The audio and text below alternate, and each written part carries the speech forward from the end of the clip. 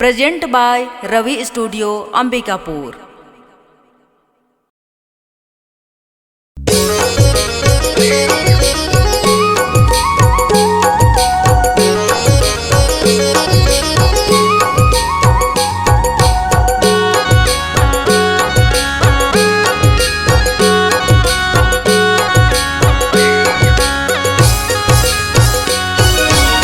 पातालपुर में तो बोड़े भवानी के माता बोड़े भवानी गे दाए सोन के पलंगा में बेराज गे माई सेवाला ले महातारे गे दाई सोन के पलंगा में बेराज गे माई।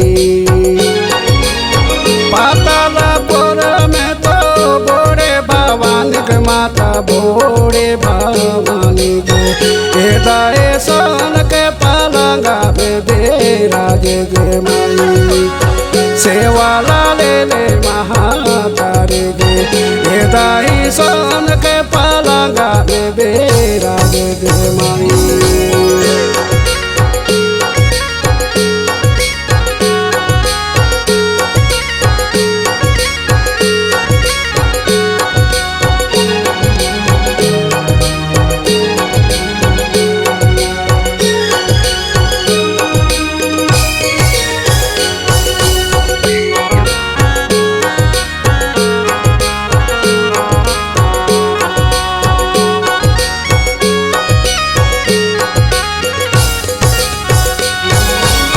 पातालपुर में जाए ऊंचे अटारग माता पूरो बेधुआरे गे दाई बागा मोही लगा के वारे गे माई सेवाला ले महातारे गे दाई बागा मोही लगा के वारे गे माई। पातालपुर में जाए ऊंचे अटारग माता पूरो बेधुआरे गे दाई बागा मोही लगा के वारे गे माई सेवाला ले महातारे गे दाई बागा मोही लगा के वारे गे माई।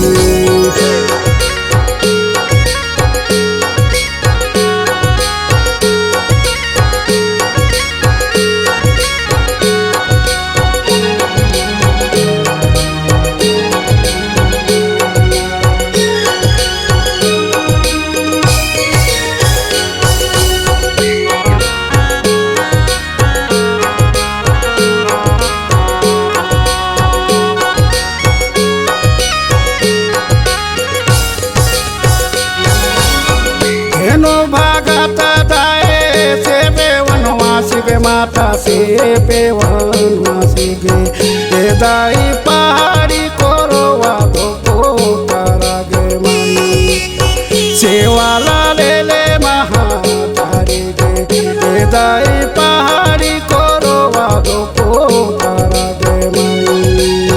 हेनो भागत दाए से बेवनवासी गे माता से बेवनवासी गे दाई पहाड़ी कोरवा को करा गे माई सेवाला ले महातारी गे दाई पहाड़ी कोरवा को करा गे माई।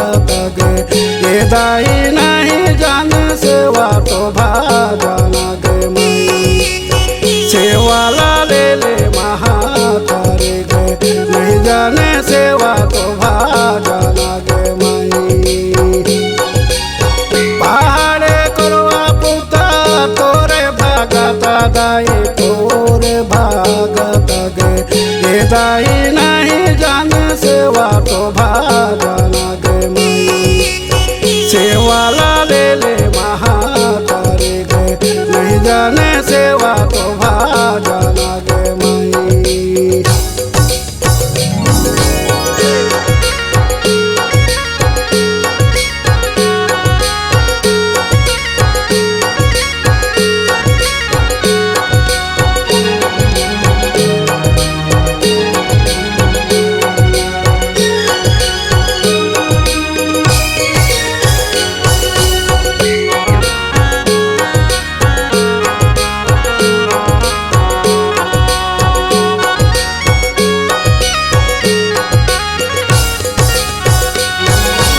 पातालापुर में दाए सुन के पलंगा दाए सुन के पलंगा के में तो बोले ना माई तो बेराजे गे माई सेवाला ले ले महातारी गे हे दाई हीरा मोती के लागे हे यो लारे गे माई।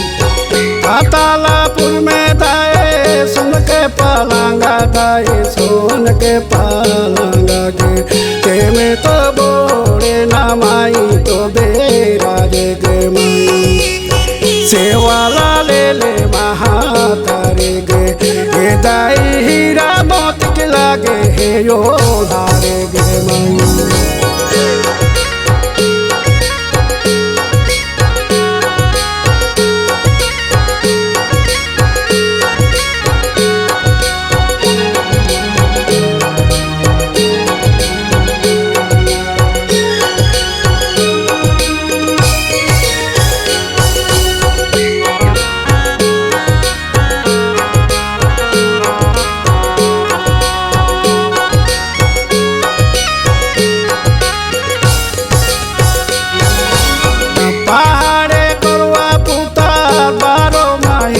दाई बारो बारा गे हे दाई तोरे सेवा करे गे माई सेवाला ले ले महातारी गे हे दाहे तोरे सेवा करे गे माई।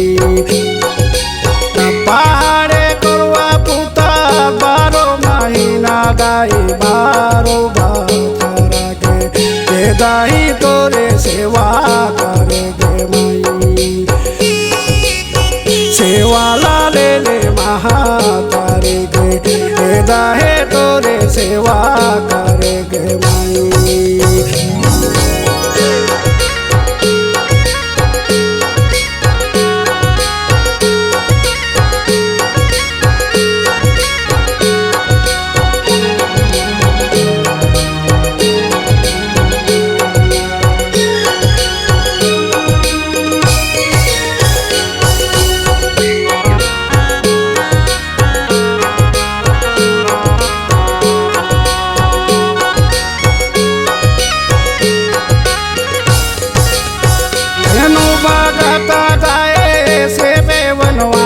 माता से पे बनवासी पे हे दाई नाही ना सीखे माता नाही पड़े गे माई सेवाला ले ले महातारी गे हे दाई आपे भजना नहीं जाने गे माई। पातालापुर में तो बोड़े भवान गे माता बोड़े भवानी गे हे दाई सोन के पलंगा बेराजे गे माई सेवाला ले ले महातारी गे हे दाई सोन के पलंगा बेराजे गे माई सेवाला ले ले महातारी गे हे दाई सोन के पलंगा बेराजे गे माई सेवाला